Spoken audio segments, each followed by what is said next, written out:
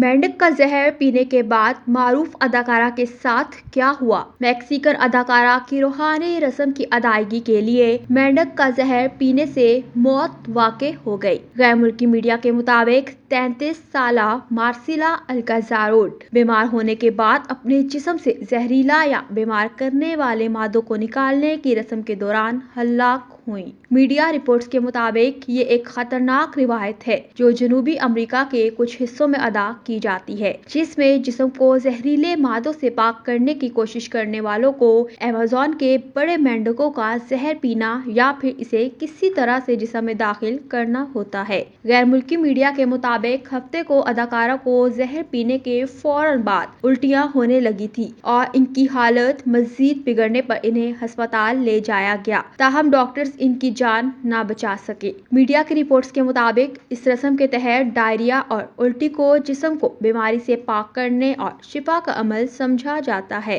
ताहम अदाकारा के साथ ऐसा ना हुआ और वो मौत के मुंह में चली गई। गैर मुल्की मीडिया के मुताबिक पुलिस ने इस खतरनाक रस्म का इंतजाम करने वाले शख्स की तलाश शुरू कर दी है।